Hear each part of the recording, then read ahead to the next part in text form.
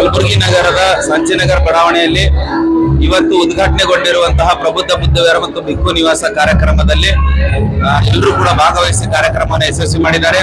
ಬಡಾವಣೆಯ ಜನರ ಸುಮಾರು 10 ವರ್ಷಗಳ ಬಹುದೊಡ್ಡ ಕನಸಾಗಿತ್ತು. ನಮ್ಮ ಸ್ವಂತ ದುಡ್ಡಿನ ಆದಾಯದಲ್ಲಿ ಒಂದು ಬುದ್ಧ ವಿಹಾರವನ್ನು ನಿರ್ಮಾಣ ಮಾಡಬೇಕು ಅನ್ನುವ ಮಹದಾಸೆಯನ್ನ ಇಟ್ಕೊಂಡು ಸುಮಾರು ವರ್ಷಗಳಿಂದ ನಮ್ಮ ಹಿರಿಯರೆಲ್ಲರೂ ಕೂಡ ಪ್ರಯತ್ನ ಮಾಡಿದ್ರು. ಅವರ ಕನಸು ಇವತ್ತು ನನಸಾಗಿದೆ. ಪೂಜ್ಯ ಭಿಕ್ಕು ಸಂಘ ಮತ್ತು ಮಾನ್ಯ ಕಲಬುರಗಿ ಜಿಲ್ಲಾ ಉಸ್ತುವಾರಿ ಸಚಿವರಾಗಿರ್ತಕ್ಕಂಥ ಪ್ರಿಯಾಂಕ್ ಖರ್ಗೆ ಸಾಹೇಬರು ಈ ಕಾರ್ಯಕ್ರಮದಲ್ಲಿ ಭಾಗವಹಿಸಿ ಕಾರ್ಯಕ್ರಮವನ್ನು ಉದ್ಘಾಟನೆ ಮಾಡಿದ್ದಾರೆ. ಈ ಒಂದು ಕಾರ್ಯಕ್ರಮದಲ್ಲಿ ಕಲಬುರಗಿ ಜಿಲ್ಲೆಯ ವಿವಿಧ ಬಡಾವಣೆಗಳ ಸಾಕಷ್ಟು ಬೌದ್ಧ ಅಭಿಮಾನಿಗಳು, ಬಾಬಾ ಸಾಹೇಬ್ ಅಂಬೇಡ್ಕರ್ ಅವರ ಅನುಯಾಯಿಗಳು, ಜಿಲ್ಲೆಯ ಪ್ರಗತಿಪರ ಚಿಂತಕರು ಹೆಚ್ಚಿನ ಸಂಖ್ಯೆಯಲ್ಲಿ ಭಾಗವಹಿಸಿ ಕಾರ್ಯಕ್ರಮವನ್ನು ಯಶಸ್ವಿ ಮಾಡಿದ್ದಾರೆ.